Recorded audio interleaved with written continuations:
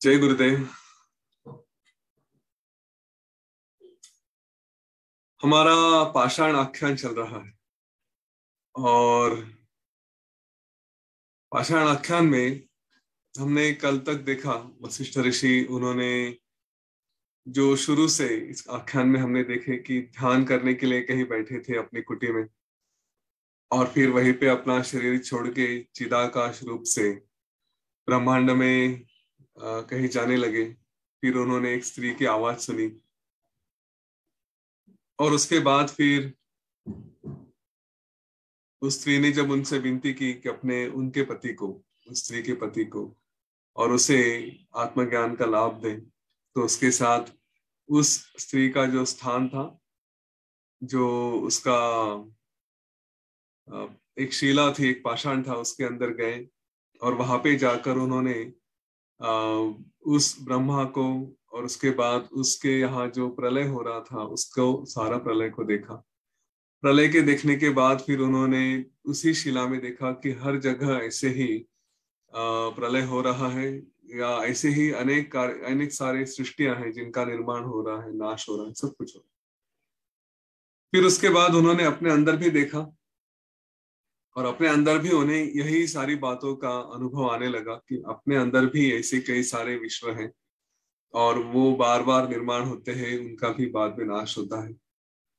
इसका अर्थ हम थोड़ी आज के सेशन के अंत में समय मिलता है वैसे इसको समझेंगे। और उसके बाद फिर वो वहां से निकले। ये सारे भ्रम में जब रहे थे, आश्चर्यचकित हुए थे और फिर अपने बारे में सोचना शुरू किया कि मैं क्या कर रहा हूँ, कौन हूँ। और फिर उनको वहां से याद आया कि अभी यहाँ से निकलकर फिर से अपने अपनी जो कुटी है वहां पर जाना चाहिए, वहां पे जाकर फिर से अपनी जगह बैठना चाहिए। तो जब वो वहां पे अपनी कुटी के पास आए तो उन्हें देखा कि वहीं पे कोई और एक दूसरा सिद्ध वो अपनी समाधि में निमग्न था और इसीलिए उसे ये वशिष्ठ ऋषि आए तो उसकी कोई वशिष्ठ ऋषि के आने की कोई खबर नहीं थी। वो अपने आप में ही आनंद रूप में ऐसे ब्रह्म रूप को प्राप्त हुआ, इस तरह से दिखाई दे रहा था। तो वशिष्ठ ऋषि ने कहा कि यहाँ पे मेरा देह तो दिखाई नहीं दे रहा है, लेकिन कोई और दूसरे ही मुनि यहाँ पे आकर बैठे हुए हैं। उनके मन में विचार आने लगे कि यह शायद कोई महासिद्ध है जो इस दिशा से आया और विश्रांति की इच्छा करने के लिए उसने यहीं पे ये महाआकाश में एक स्थान दिखा और उसे ऐसा लगा कि यह एकदम शांत बैठने के लिए स्थान है, अच्छा है। इसलिए उसने यह अपने ही संकल्प से यह कुटी देखी और उसे ऐसा लगा कि यहाँ पे कोई शव है जो यहाँ किसी ने यहाँ पे काफी समय तक वास्तव्य किया और इसीलिए अब ये कोई वापस आने की संभावना नहीं है। तो उसने उस शव को बाजू में रख के निकाल कर अपने फिर वहां पे अपना ध्यान करना शुरू कर दिया। तो ऐसा विचार करके उन्होंने, वशिष्ठ ऋषि ने कहा कि इस आदमी ने इस तरह से विचार किया होगा, अब ये यहाँ पे ध्यान कर रहा है तो छोड़ो इस जगह को, मैं अपने ही सूक्ष्म रूप से सप्तर्षि लोक में जाता हूँ, देवों के यहाँ जाता हूँ। तो जैसे ही उनकी उस कुटी के बारे में जो पहले का संकल्प था वशिष्ठ ऋषि का, वो संकल्प नष्ट हुआ और संकल्प नष्ट होते ही वो कुटी, वो झोपड़ा भी वहां से तुरंत चला गया, वो भी नष्ट हो गया और केवल आकाश ही रहा। अब आकाश ही रहा तो वो जो सिद्ध था जो वहां पे ध्यान कर रहा था उसके लिए कोई स्थान नहीं रहा, क्योंकि कुटी तो चली गई। तो जैसे उसका कोई स्थान, जो बेस था, जो सपोर्ट था, वो चला गया। तो वो चला जाने के बाद वो भी एकदम अचानक से वहां से गिर के भूमंडल पे आकर चला गया। तो जैसे वो एकदम जोर से ऊपर से भूमि पे आकर गिर गया तो वशिष्ठ ऋषि को एकदम थोड़ा खेद हुआ कि अरे मैंने बिना सोचे समझे अपना संकल्प निकाल लिया और इसका परिणाम यह हुआ कि यह सिद्ध जमीन पे जाके गिर गया। तो उसके बारे में उन्हें खेद हुआ और जाके फिर क्या हुआ यह देखने के लिए उस सिद्ध के पीछे पीछे वे भी अपने ही सूक्ष्म देह से धरती पर आ गए। जैसे ही वो धरती पर आ गए तो देखा कि वह सिद्ध जहाँ पे सप्तद्वीप है ऐसे समुन्द्र के तीर पे, जिसको यह भारत भूमि है, सुवर्ण भूमि है, जो ये देवों की क्रीड़ा भूमि है, उधर आकर वो यहाँ पे गिर गया था। लेकिन इतना होने के बाद भी उसका आसन ढला नहीं या उसके शरीर को कुछ हुआ नहीं, क्योंकि उसका जो देह धारण करने वाले प्राण अपान वायु थे, उनकी गति ऊपर की दिशा की थी। वो ऊपर की दिशा में वहां पे खींचे होने के कारण उसका शरीर भी सीधा ही था। जैसे कुएं में कोई बर्तन छोड़ता है तो उसका मुंह ऊपर की तरफ ही रहता है, वैसे ही उसका भी शरीर यह सीधा रहा और वैसे ही वो भूमि पे आकर गिरा। उसने पद्मासन में बैठा था, लेकिन फिर भी इतने ऊपर से गिरने के बाद उसको कुछ हुआ नहीं। और उसका गिरने के कारण उसको अपने शरीर के बारे में कुछ भान भी नहीं रहा। उसको शरीर कुछ हुआ ही नहीं। तो अगर आपको लगता है कि उसके शरीर ऐसे छिन्न भिन्न क्यों नहीं हुआ, उसका अगर आश्चर्य लग रहा होगा, तो वो कारण यही था कि योग बल की वजह से उसका शरीर हल्का भी था और वज्र जैसा कठिन भी था। तो हल्का होने की वजह से कोई उसको हुआ नहीं, और वज्र जैसा कठिन हुआ था तो उसके कारण भी उसको कुछ जख्म नहीं हुआ या वो टूटा नहीं। तो काफी समय तक वशिष्ठ ऋषि ने उसको समाधि से उठाने का प्रयत्न किया। फिर थोड़ी देर बाद वो जब शरीर से अपने भान होश में आ गया, तो उसने अपनी आंखें खुली, और आंखें खोलने के बाद धीरे धीरे इधर देखा उधर देखा। उसकी फिर नजर, उसकी दृष्टि शांत होगी, स्थिर होगी। तो उसके बाद वशिष्ठ ऋषि ने उसको पूछ लिया कि हे मुनि, आप कौन हो, यहाँ पे क्या कर रहे हो, आपको कुछ कल्पना है क्या, और आप इतने दूर से अंतराल से इधर जमीन पर आकर गिरे, तो आपको उसका कुछ अनुभव नहीं हुआ, आपको कुछ पता नहीं चला क्या? इस तरह से वशिष्ठ ऋषि ने प्रश्न किए।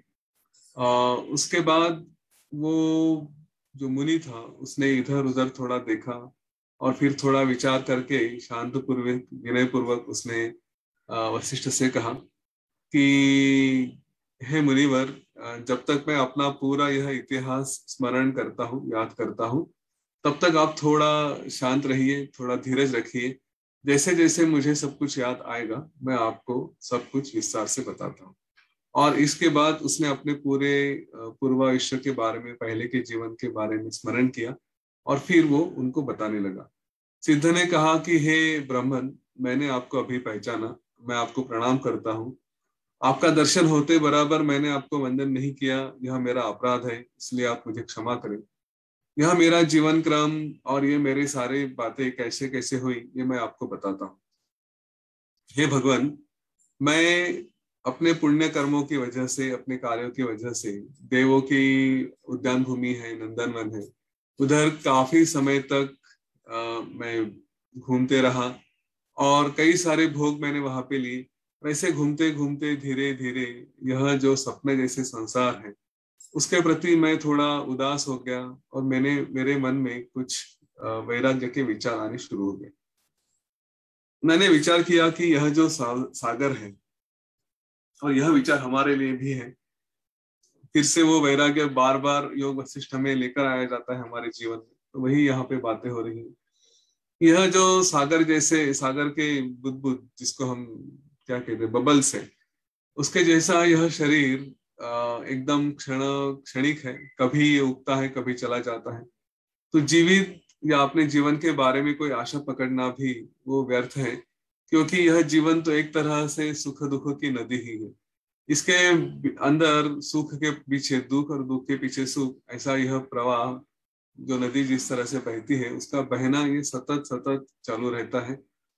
उसका जन्म और मरण, यह एक तरह से उस नदी के दो तीर हैं। और हमारा यौवन जो होता है, उस यौवन में हमारा जो अस्थिर वृत्ति होती है, वही उसका एक क्या बोलते हैं, जो पानी जिस तरह से खराब होता है, गंदा पानी है, उसका वो प्रवाह होता है। और उसके ऊपर आने वाले जो फेन होता है, मतलब उसको क्या कहेंगे, सोप का जो झाग आता है, तो झाग एक तरह से हमारा बुढ़ापा है। यह कभी कभी इसमें सुख के बबल्स आते हैं, कभी कभी इसमें दुख भी आते हैं। और इसमें रहते रहते जो हमारी सतत खटपट कुछ चलती रहती है, वही इस पानी का जो प्रवाह है वो दिखाई देता है। इसमें यह नदी हमेशा बढ़ती रहती है और इसमें लोभ और मोह ये बड़े भंवरे हैं। इसका कारण ही है कि इसी के यह नदी जब ऊपर की तरफ खुलती है या फिर नीचे जाती है तो हमारा उत्कर्ष या अपकर्ष, हम ऊपर की तरफ जाते हैं, अधपतन होता है। इस कारण इसमें यह इंसान बार बार हम घूमते रहते हैं। यह नदी बाकी नदियों जैसी नहीं है। इसका जल जो है वो हमेशा घटते जाता है। यही है कि हमारा जीवन धीरे धीरे कम होते जाता है, उसमें कभी फिर से बढ़ाव नहीं होता। जो बह गया वो बह गया, वापस आता नहीं। तो इसके बाद इसमें एक के बाद एक अलग अलग पात्र, अलग अलग वस्तुएं आती रहती हैं। और इस नदी के ऊपर जिस तरह से अलग लहरें आती हैं, वही इसमें अनेक सारे भोग यह हम उसका अनुभव करते हैं। इसके जो शत्रु है इस नदी में, वो जैसे हमारे विषय है, और ये विषय रूप के सारे शत्रु और यह चोर हमारे जीवन में आकर हमारा विवेक इसका हरण कर जाते हैं। मैं अभी अपने विवेक के बारे में, अपने इन दुश्मनों के बारे में, शत्रुओं के बारे में सावध हो चुका हूँ। और मेरे जीवन के बार बार यह यूं कहे कि टुकड़े टुकड़े होते रहते हैं। इसकी एक तरह से पाउडर होके नीचे गिर रहा है और अपना नाश इस तरह से हो रहा है। ये सब जीवन के बारे में, सब लोगों के बारे में होता है, पर उसके तरफ लोगों का ध्यान नहीं जाता। यही मुझे बड़ा आश्चर्य लगता है। मैंने सारे स्वर्ग सुख का उपभोग लिया, पर क्या मिला? कुछ नहीं मिला। मैंने वहां पे जहां पर जाऊं वहीं पे वही वृक्ष है, वही इंसान है, वही दुख है, और कहीं भी कुछ भी किसी बात की कोई कमी नहीं। जब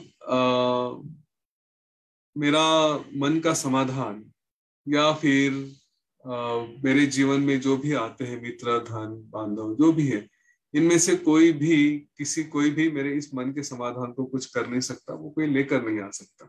ये सारी बातें चलती रहेगी, आती रहेगी, जाती रहेगी। जिसके भी बारे में विचार करें, वो यहाँ पे कोई स्थिर नहीं है, सब बिखर जाता है। तो अ, इतना सब करते हुए मेरे हाथ से कुछ ऐसा विशेष हुआ, यह भी मुझे स्मरण नहीं आ रहा है। अभी तो वस्तु स्थिति यह है कि मैं या मेरा या मेरे शरीर, इसके बारे में भी मुझे कुछ समझ में नहीं आ रहा है। यह शरीर भी अभी कुछ काम का नहीं बना। कुछ भी करो, यह बार बार कंप्लेंट्स करते रहता है। तो इसलिए यह जो भी शरीर जो प्राप्त होता है, वो कुछ घटनाओं के कारण कभी कोई अपघात हो जाता है, कभी कोई रोग हो जाता है, या कुछ और बातें होती, तो देखते देखते धीरे धीरे यह शरीर भी समाप्त हो जाता है। इन विषयों को जो हम बड़ा इंटरेस्टिंग समझते हैं, बड़ा रोचनीय समझते हैं, उनमें भी मैंने कई बार अस्थिरता का अनुभव देखा। मैंने देखा कि जो स्थिर है उसमें अस्थिरता है, विषयों में जो रम्यता है वहां पे अरम्यता है, जो सत्य लग रहा है उसमें भी असत्यता है। तो मेरा मन कहीं पे शांत जो होने का प्रयत्न कर रहा है, तो ऐसा लग रहा है कि जहाँ पे जब ये सारे विषय छोड़कर केवल आत्मा में जब हम विश्रांति प्राप्त करते हैं, तो वहां पे जो सुख है, जहाँ पे हमारे मन में कोई वासना नहीं है, वासना शून्य है, वह सुख या हमें कहीं पर भी स्वर्ग लोक में भी नहीं मिल सकती। अब मेरा मन और मेरा हृदय संतुष्ट हो चुका है। तो ना ही मेरे ये इंद्रिय और उनके जो विषय हैं वो मुझे कुछ परिणाम कर सकते हैं, मेरे ऊपर उसका कोई प्रभाव अभी नहीं होता। दीर्घ समय के बाद मैंने अपना सारा अहंकार छोड़ दिया है, और यह वैराग्य जो मोक्ष के बारे में है वो मैंने प्राप्त किया है। इसलिए उसके बाद फिर चिरकाल एकांत में विश्रांति करूं, ध्यान करूं, इसलिए मैं इस आकाश में आपकी तरह ही आया था। यहाँ पे मैंने इस कुटी को देखा, और ये आपकी कुटी है ये मुझे अभी पता चला। उस समय मैंने विचार किया कि ऐसा कोई योगी यहाँ पे आया होगा जिसने अपना शरीर छोड़ के वह निर्माण हो गया, और यह कुटी अभी खाली है, तो मैं यहाँ पे ध्यान करूं, ऐसा मैंने विचार किया। वो सिद्ध कहने लगा कि हे भगवान, इस तरह से मेरा पूर्व वृत्तांत है, मेरा मैं विरक्त हूँ, और जैसी मेरी वस्तु स्थिति है मैंने वो आपको अभी बताया। अब आपको चाहिए तो इसको मेरा अपराध समझ के आप मुझे कोई शिक्षा करिए, दंड करिए, या फिर आप क्षमा कर सकते हैं। आप जैसे सिद्ध भी जब तक जो भी हुआ है उसके तरफ लक्ष्य पूर्वक शुद्ध बुद्धि से निर्णय नहीं करते, तब तक उन्हें भी जो हुआ है, जो उसका वास्तव में सिद्धांत है, वह समझ में नहीं आता। एग्जैक्टली क्या हुआ ये पता नहीं चलता। ये थोड़ा मैसेज हमारे लिए भी है। हम अपने जीवन में जब किसी बात को देखते हैं, don't find intentions behind other mistakes, other people's mistake. ये जो पॉइंट है तो यही है कि लोगों का कुछ बिहेवियर है, हमें पूरा समझ में नहीं आता, और हम उसकी तरफ अपने अपने लेबल्स लगाना शुरू कर देते हैं। सोमेश्वर जी बार बार वो एग्जांपल देते हैं कि कोई दरवाजे पे आया और हमने दरवाजा बंद कर दिया, है ना। तो वही यह बात है कि पहले ठीक से समझे कि एग्जैक्टली क्या हो रहा है, और उसका पूरी बात को समझ लें, उसके बाद फिर कभी उसके बारे में निर्णय लेना चाहिए। तो सिद्ध ने भी यही कहा कि आप जैसे लोग हैं, सिद्ध होने के बाद भी आप जब तक पूरा शुद्ध बुद्धि से निर्णय नहीं करते, पूरा समझते नहीं, तो तब तक आपको एग्जैक्टली क्या हुआ यह समझ में नहीं आता। इसके बाद उसका यह सुंदर वचन, नम्र वचन सुनकर वशिष्ठ ऋषि ने कहा कि मैं प्रसन्न हूँ, और मैंने भी उनसे कहा, वशिष्ठ ऋषि बता रहे हैं, हे साधु, यह अविचार का अपराध तो मेरे हाथ से भी हुआ है। मैंने भी बिना विचार किए आपको देखे और वहां से मैं निकल जाने के लिए तैयार हो गया था। तुम्हारा कहना एकदम सही है कि जो ज्ञान ज्ञानी है, वो जब तक यह अपने चित्त एकाग्र करके ध्यान देकर कुछ देखते नहीं, तब तक उन्हें भी त्रिकाल ज्ञान होता नहीं। तब तक उन्हें भी वस्तु स्थिति क्या है वह समझ में नहीं आता, और जब तक किसी बात पे अपना चित्त स्थिर नहीं करते, तो भूत भविष्य का भी आकलन उन्हें होता नहीं। ऐसे इस तरह से अगर ध्यान होता, मैंने थोड़ा विचार किया होता, तो फिर मैंने आपकी हकीकत समझ के कि आप यहाँ पे आए हो, क्या कर रहे हो, यह विचार करके यह कुटी मैंने आकाश में ही ऐसे ही स्थिर रखी होती, और फिर आप इतने ऊंचाई से यहाँ पे नहीं गिरते। लेकिन वो हो गया, तो अभी हम दोनों एक दूसरे के अपराध क्षमा कर दें, और हम यहाँ से ही निकल कर अपने अपने लोक पर चले जाएं, जहाँ जहाँ से हम आए हैं। ऐसा विचार करके दोनों ने एक दूसरे को प्रणाम किया, और फिर एक ही समय वहां से निकलकर अपनी जगह चले गए। वशिष्ठ ऋषि यह बता रहे कि हे श्री राम जी, इस तरह से इस अंतराल में आकाश कुटी में समाधि का अनुभव लेके, फिर यह जो वासना विद्याधरी थी उसका ब्रह्मांड देख के, वहां का लय, यह सब देखकर फिर मैं अपनी जगह स्थिर आया। और इस समय इस तरह से तुम देखो कि प्रपंच कितना विचित्र और विलक्षण आश्चर्यमय है। उसके बाद उन्होंने कहा कि मैं मनोमय से संचार करने के लिए तैयार हो गया। वहां पे श्री राम जी ने पूछा कि आप अभी बता रहे थे कि आप एक तरह से बाकी लोग में भ्रमण करने के लिए तैयार हो गए, तो प्रश्न यह है कि उस उस सिद्ध ने आपका जो स्थूल शरीर था उसको तो कुटी से फेंक दिया, क्योंकि उसने समझा कि आप वहां पे हो नहीं। तो आपका देह तो शायद पृथ्वी पे गिर के फिर वो धूली में चला गया होगा। तो फिर आपने कौन से देह से इन सारी बातों में आपने भ्रमण किया? तो वशिष्ठ ऋषि कहते हैं कि हाँ, ये देखो, जैसे आगे हुआ मैं आपको बताता हूँ। मैंने इस तरह से जब भ्रमण करना शुरू किया सारे सिद्धों के समुदाय से और लोगों से, तो मैं हमेशा की तरह इंद्रपुरी में गया, पर मुझे वहां पे किसी ने देखा नहीं। मैं अति सूक्ष्म अव्यक्त शरीर से युक्त था, तो आकाश के जैसा ही था। तो मुझे एक तरह से इस सूक्ष्म शरीर को कोई देख नहीं सकता था। जो मुझे, या साधारण लोग जो मुझे स्थूल शरीर से जानते थे कि हाँ ये कुछ है, ग्रॉस बॉडी जिसको कहते हैं, तो उनको तो मैं दिखाई नहीं दे रहा था, और मैं भी उनको देख नहीं रहा था, ना ही मैं उनको कुछ ग्रहण कर रहा था। केवल जो सूक्ष्मदर्शी योगी थे उनको मेरा अस्तित्व समझ में आ रहा था, उनको उसका एक वो फील हो रहा था। बाकी तो मैं या फिर मेरे जो क्रियाएं थी कि कोई मुझे देखे या कोई किसी को कोई प्रेरणा हो, ऐसी तो मेरी कोई क्रिया चल नहीं रही थी। तो इसलिए किसी ने मुझे देखा नहीं। और ऐसे एक चमत्कार का मैं अनुभव देख रहा था कि देव भी है, कुछ भी है, पर आसपास जाने के बाद भी किसी ने मुझे देखा नहीं। तो श्री राम जी ने तुरंत उनको पकड़ लिया कि अगर आप ऐसा कह रहे हैं कि आपको कोई देख नहीं रहा था, आप चिदाकाश ही थे, तो फिर वो सिद्ध ने आपको कैसे देख लिया जो नीचे गिरा था। देखिए श्री राम जी का अलर्टनेस कितना है। बात बात पे हम कहानी पढ़ते जाएंगे और ये प्रश्न नहीं आए ना तो हमारे मन में भी नहीं आते। तो वो हर बात पे पकड़ लेते हैं कि आपने कहा इधर उधर घूमे, तो फिर कौन से शरीर से घूमे, आपका तो शरीर नष्ट हो चुका था। उसके बाद फिर आपने कहा कि आपको कोई देख नहीं सकता, फिर सिद्ध ने कैसे देख लिया। तो ये सारे प्रश्न बड़े इंटरेस्टिंग है। कभी समय मिला तो उसके रिलेटेड एक छोटा सा पजल भी आता है। वो पजल हम में से काफी लोगों ने सुना होगा, तो उसके बारे में भी कभी बात करेंगे। कि कैसे हिस्ट्री को याद रखना चाहिए, कहानी का सीक्वेंस किस तरह से याद रखना चाहिए।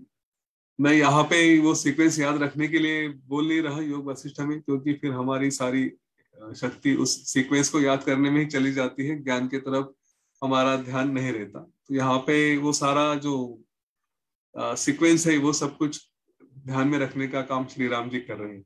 तो उसका प्रयत्न हम ना करें, हम केवल जो कहानी चल रही है उसके ऊपर ध्यान दें। तो वशिष्ठ ऋषि ने कहा कि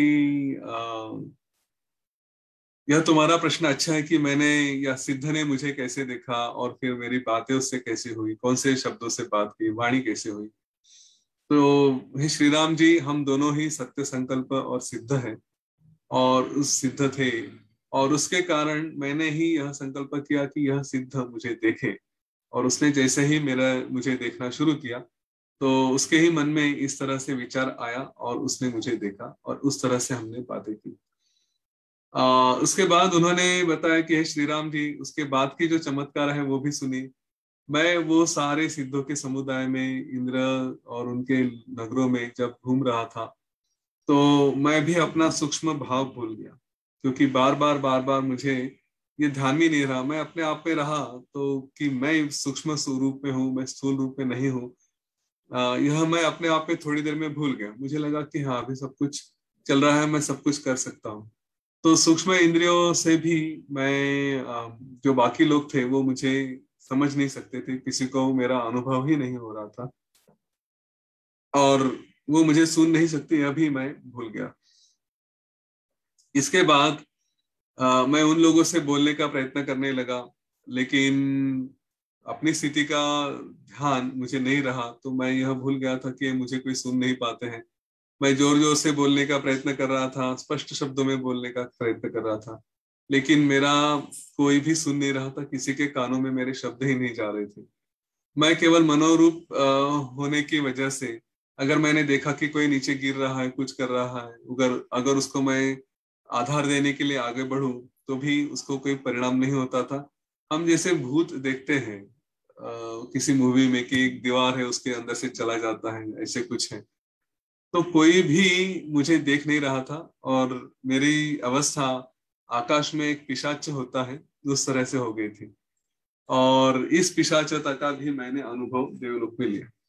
श्री राम जी ने तुरंत पूछ लिया कि आपने पिशाच का नाम लिया, तो इस लोक में पिशाच होते हैं? अगर होते हैं तो फिर उनका आकार कैसे होता है, कहाँ रहते हैं, उनकी जातियां कौन सी होती है, आचार कैसे होता है, ये सारी बातें क्या है, उनके मन में क्या भरा होता है, इस बारे में मुझे कुतूहल है। तो आप सर्वज्ञानी हो तो थोड़ा पिशाचों के बारे में भी बताएं। हम जरा आज पिशाचों के बारे में भी सुनते हैं, लेकिन इसको बहुत पकड़ के रखने की आवश्यकता नहीं है। इसमें जो भी वर्णन है, ये सबसे इम्पोर्टेंट बात हमें ध्यान में रखनी है कि ये है नहीं है, ये हमारे लिए कोई मायने नहीं रखता। हमारे लिए हमारी साधना इतनी शक्ति रखती है, हमारा ध्यान तब इतना स्ट्रांग होता है कि हम पे कोई भी जिसको कोई तो शक्ति का नाम है कि जो हमसे परे है, ऐसी कोई भी शक्ति हमारे ऊपर कोई बुरा परिणाम कभी नहीं कर सकती। अगर कोई करेगी तो अच्छे परिणाम करेंगे, बुरा परिणाम हमारे ऊपर कोई कुछ नहीं कर सकता। तो वशिष्ठ ऋषि बता रहे थे कि हाँ, यह भी सारा विषय मैं आपको एक्सप्लेन करता हूँ, समझाता हूँ। पिशाच कैसे होते हैं यह भी मैं आपको बताता हूँ। कुछ पिशाच ये आकाश जैसे सूक्ष्म होते हैं जो कभी दिखाई नहीं देते। उनका भी शरीर मनोमय होता है, स्वप्न देह की तरह। वो भी, उनके हाथ पैर जो भी है वो भी मनोमय होते हैं। जैसे तुम यह जगत देख रहे हो वैसे भी, और तुम मैं ये सारा जगत देख रहे हैं, वैसे भी यह पिशाच भी यह सारा जग देखते हैं। ये ही मनुष्य के चित्त में भ्रम निर्माण करते हैं। अपनी जो छाया होती है उस छाया जैसे शरीर से मनुष्य के अंतःकरण में जाकर उनके चित्त में रहकर उसके साथ मिलकर उसको दुख भोगना पड़े, उनके मार्ग में अड़चने आए, इस तरह के कर्म करने के लिए उनको प्रेरणा देते हैं। उस तरह की वासना भी उनमें उत्पन्न करते हैं और उनका छल भी करते हैं। वो जिसके शरीर में प्रवेश करते हैं उसके कर्म अगर मरण के लिए, मृत्यु के लिए अनुकूल है तो उसको वो मृत्यु भी लेकर आते हैं। और अगर ऐसा कुछ नहीं है और उससे पहले का कुछ संबंध है, कुछ वैर है, कुछ ऋण का संबंध है, तो उसके शरीर को धारण करने वाली जो भी हमारी शक्तियां होती है, बल होता है, बुद्धि होती है या शारीरिक शक्ति है, उसका भी वो नाश करते हैं। उसका रक्त खींच लेते हैं, उसको निस्तेज भ्रमिष्ट बनाकर छोड़ देते हैं। उसके चित्त के ऊपर अपना नियंत्रण पाकर उसको परवश करके, मतलब दूसरों के वश में ले जाकर उसकी हिंसा भी करते हैं या किसी और की भी हिंसा करवाते हैं। इस तरह से श्री राम जी उनका आचार होता है, इस तरह से वो काम करते हैं। पिशाचों के आकार और जाति के बारे में भी बता रहे हैं कि कुछ जिस तरह आकाश के जैसे होते हैं, या फिर कुछ जैसे एक धुआं होता है, हम धुंध कहते हैं, उस तरह से भी है। कुछ स्वप्न पुरुष जैसे होते हैं, कुछ मेघों के या बादलों की तरह होते हैं। कितने जो पिशाच हैं उनके शरीर वायु रूप भी होते हैं। कुछ पिशाच ब्रह्मा जैसे होते हैं कि जिनको हम अनुभव नहीं कर सकते, लेकिन लगता है कि भ्रम है। कुछ हमने देखा है, कुछ कुछ जगह एक तरह से हेलुसिनेशन क्रिएट कर देते हैं, जिसको मराठी में चकवा वगैरह कहते हैं, तो घुमा देते हैं कहीं कहीं। और जिसके ऊपर उनको आक्रमण करना है उसके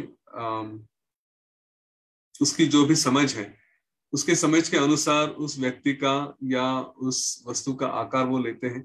उन्हें कोई पकड़ नहीं सकता, और वो भी स्थूल आकार की वजह से किसी को पकड़ नहीं सकते, क्योंकि उनके शरीर तो केवल शून्य है, खोखला है, खाली है।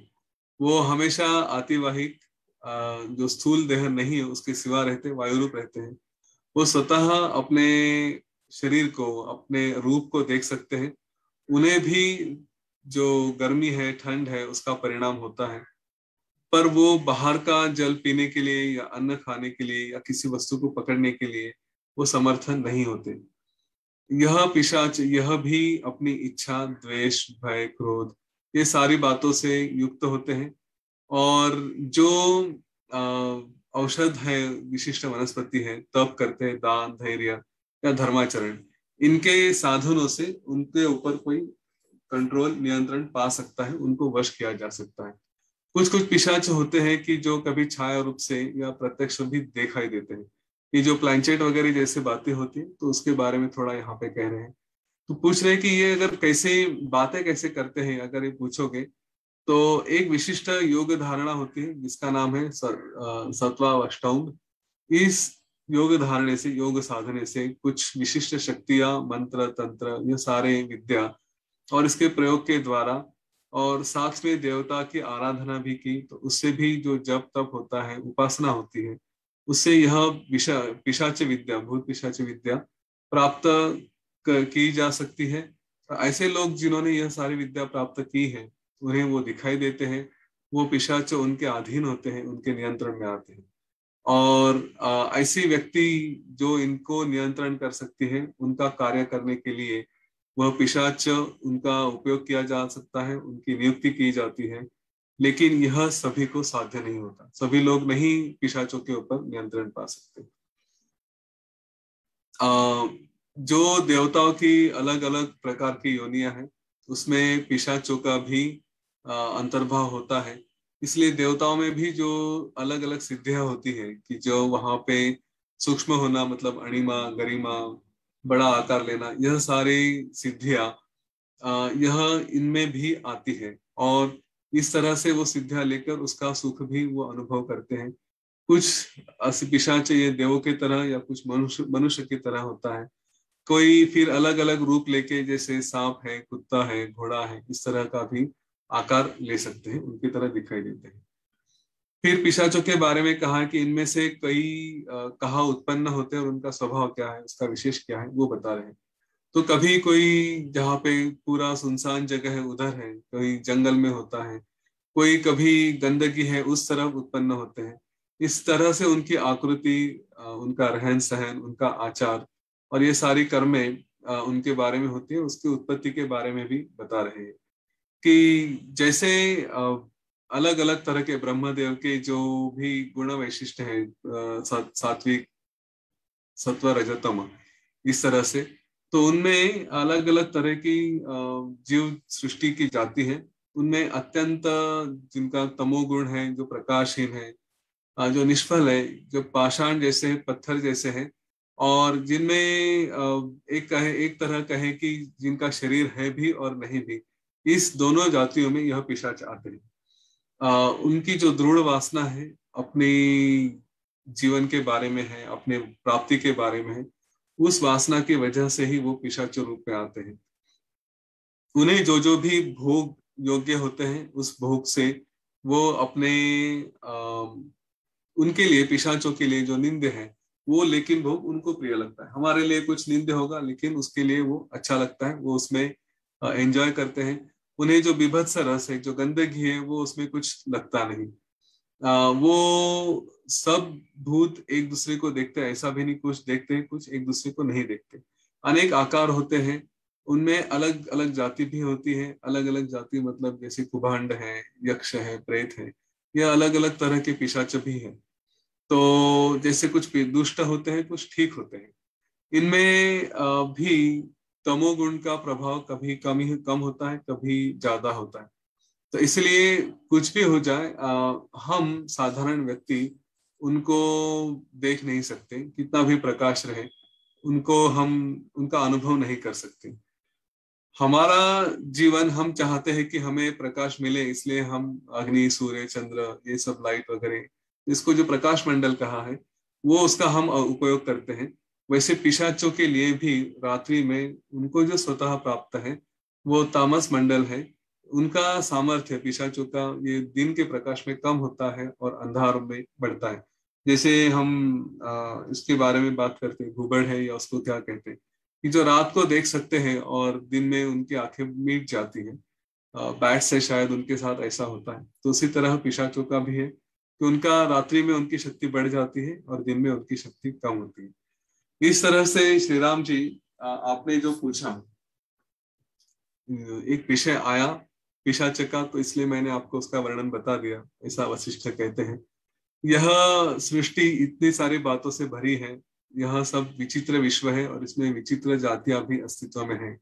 यह भी समझ लो, इसी आश्चर्य को अपने आप में धारण करो कि यह इतनी सारी बातें होती हैं। इसके आगे फिर उन्होंने इस पाषाण आख्यान का तात्पर्य बताया, वो किस तरह से उसका अंतिम जो प्रकरण है पाषाण आख्यान का, वो हम कल लेंगे। कुछ इसमें इंटरेस्टिंग बातें हैं, इसका सारांश है, वो भी हम लेंगे। आपसे अनुरोध रहेगा कि अभी तक जितना पाषाण आख्यान के बारे में आपने सुना, उसके बारे में थोड़ा विचार करें। सोमेश्वर जी कल सेशन शुरू करने से पहले स्मरण करा दें कि लोगों के जो विचार है, यह सब निर्माण होता है जब प्रलय होता है। अपने आप में भी होता है, बाहर में भी होता है, सब जगह होता है। और उसको उसका हिस्सा बनने के बदले साक्षी रूप से देखे तो इसके अनुभव क्या क्या हो सकते हैं, अपने अपने विचार क्या हो सकते हैं, यह जीवन में किस तरह से काम में आ सकता है, यह सारी बातें हम सब लोग के साथ कल शेयर करेंगे। सेशन के शुरू में शेयर करेंगे, उसके बाद फिर मैं अपना अनुभव, अपने अपने विचार रखना चाहूंगा। तो कल सेशन शुरू करने से पहले इस बात का मुझे स्मरण करा दें। और आप लोग से अनुरोध है कि आप इस बारे में पूरा विचार करें, क्या क्या हुआ है, कैसे कैसे हुआ है, इसका अनुभव क्या होता है। और अपने विचार कल यहाँ पे शेयर करेंगे। तब तक के लिए रुकते हैं। जय गुरुदेव।